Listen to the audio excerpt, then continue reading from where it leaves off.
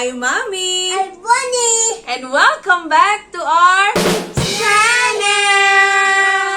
Happy New Year! Welcome to 2021. Oh, thank you 2020. I know it's been really a rough year for all of us. And I am still thankful that I survived. I have my full family in good health. And I have chance again for 2021.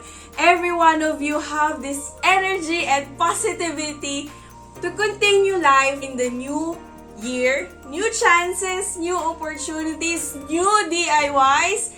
And I hope, guys, you will be with me again this year to watch and support my video as I will be sharing more budget-friendly DIY. I'm so thankful to my family members, to my friends who are always supporting me and guiding me what are the things that I need to improve.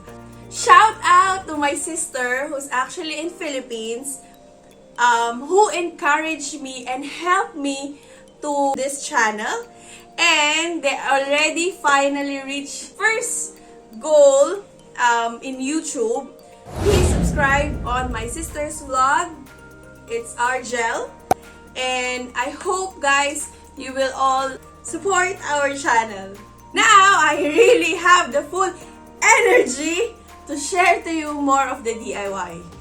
And this month of January, I've decided to share to you some of wedding decoration that you can use for your friends, even to your weddings, or to someone else that might be using some of your creative ideas.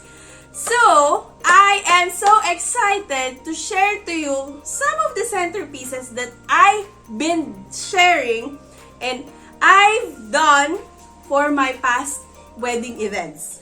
That is easy, fun, and budget-friendly. Are you ready? Yes. This is my 6th vlog!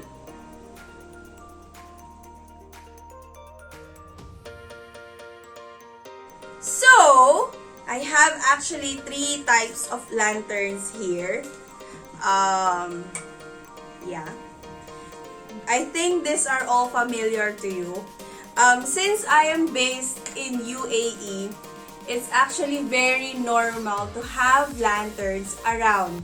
So you can find it in gift shops or even in supermarkets. They have this in the decoration area.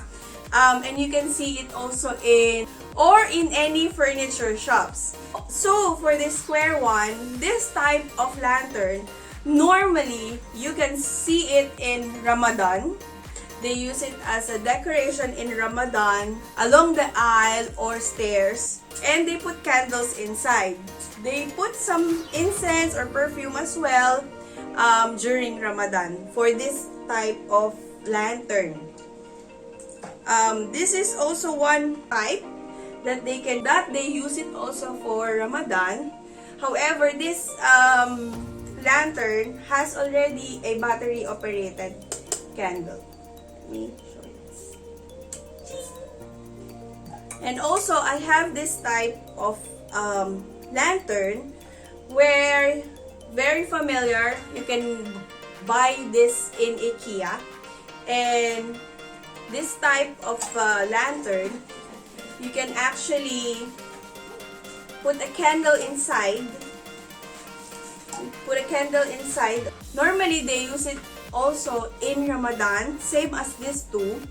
And I always seen this in weddings where they normally put it in the aisle or in the table, or they can also hang this with like 3 or 4 with different heights. So now we will be focusing on decorating this for a table centerpiece. I will try to show you as well some of the decoration that you can put it in the aisle, maybe in the entrance, so you will have an idea. Regardless what lantern you will be using, as long as there is a space that you can play around. There's a height, there's a weight, you can create some ideas out of it.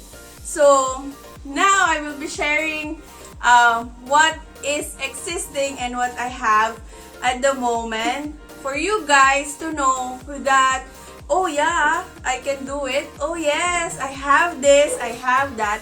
I will make sure that these are all reusable and you can keep it as long as you want. Now, what I plan to do is this first one.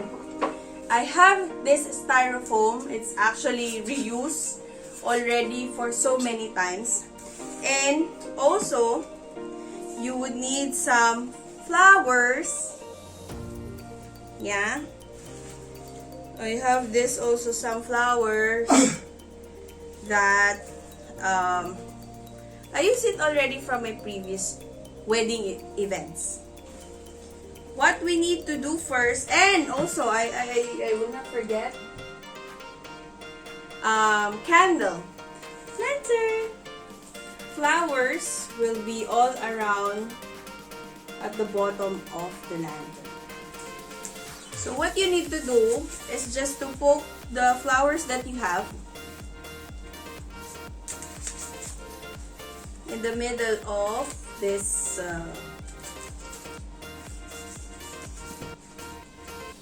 in the middle of the foam. It's really up to you if you will gonna use round or square, as long as it's a bit bigger than your lantern. Just fill it out inside and make sure that there's no styro, visible.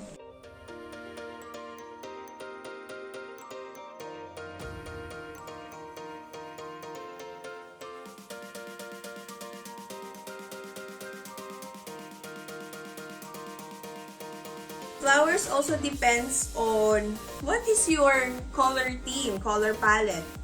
If you have weddings, normally they use white, they use champagne colors, pastel colors, unless the couple really wants it like a bright colors like purple, pink, and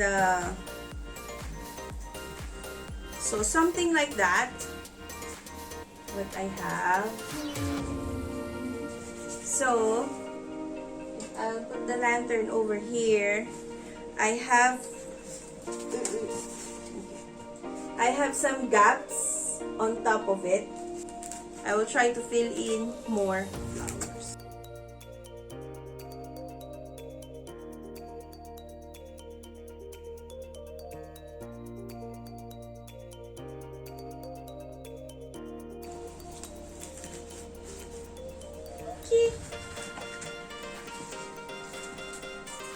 Charan! Yeah. So this is what I have for the first one. So this is one of the sample that you can surely put it in your table as a table centerpieces. It is actually cheap and you can reuse it for another events. I will also show you one sample that I did from my previous event, and I really don't want to take out the thing inside of the lantern. Okay. One thing that I have is this kind of decoration. Instead of putting candles on it, I put artificial flowers inside of it. For this decoration, we actually use this for Easter Sunday celebration. Way back 2 years ago. For that decoration, since there is a flower inside, I created a cross on it inside, like to show that Jesus is risen. So We use it as a table centerpieces, and you can also do it something like this. Yep. Yeah. You can also do it something like that. Okay.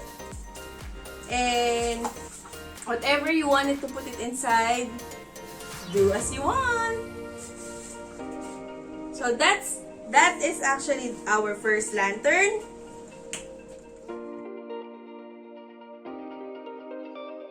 Next will be this one. Same as what we did for this lantern. However, we have actually a smaller version of the styro and the flowers. So we put it on top again. I have this artificial ivy leaves and wrap it also outside the lantern. Something like that. There are still foam that is visible, so I will try to cover it with some more artificial flowers.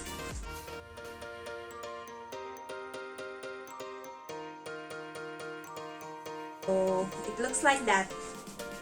Ta-da! It's very easy, right? Okay, for the third one, which is this lantern, I'm trying to think of something that, okay, can change this. Yeah? So, you still need styrofoams and flowers, artificial flowers, in order to decorate this.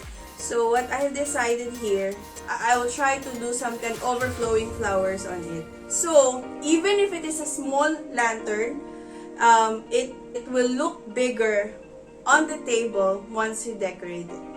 Let's try. I decided to put some double adhesive because the styrofoam doesn't fit very well inside. So just to hold it and secure the flowers that we will be putting inside. Yeah. So I have it like that. Then I have this white flowers.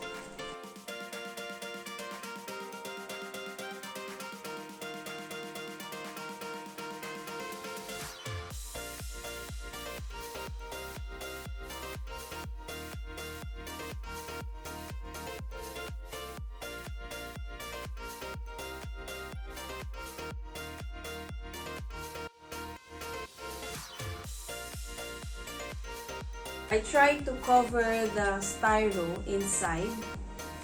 I still have space over there.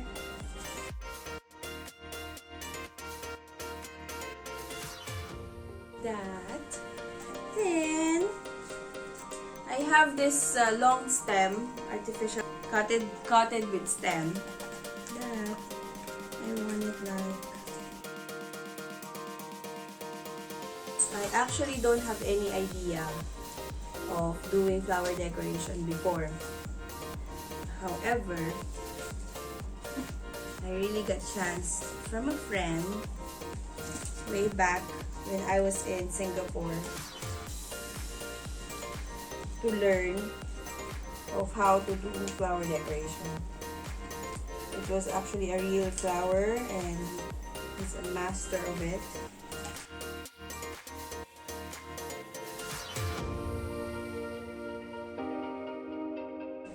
Yes, so it will look like something like that, and you can put it in the table, so it will look like that.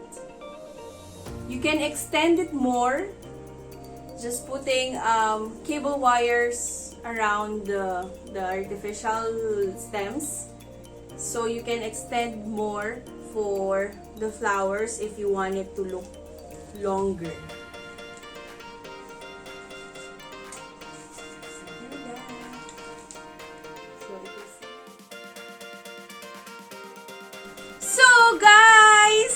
I'm finished with the 3 lantern decoration. I will be showing to you a montage later for each outcome of the lanterns. I hope you really love this video. If you do, please like, share, and subscribe this video. Comment down below, guys, if you have some events or some ideas that you want me to do or you want me to share. I will try my very best to do it. And don't forget to hit the notification bell for you to be updated for our next videos. I promise to you that this January 2021, more videos to come. And I will be sharing, as I've said earlier, I will be sharing more of the wedding decoration DIY, of course. That is budget friendly, that you can have it and you can use it for your own event or your friends or family event. That's for today. Thank you so much for supporting me and supporting this channel. I hope to see you soon. Take care. Always stay safe. Always remember to stay positive, happy, with limitless love and gratitude. Thank you so much. God bless you all. Maraming salamat po. Happy New Year! Happy New Year! Happy New Year to everyone! Thank you so much! Bye! Done? Wow. Hi. Bye. Thank you, babe. Welcome, Mommy.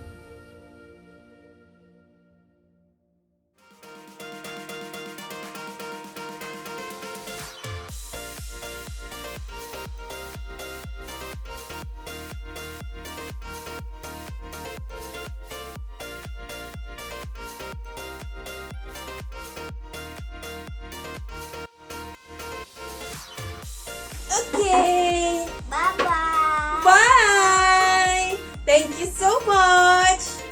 Thank you so much! Happy New Year!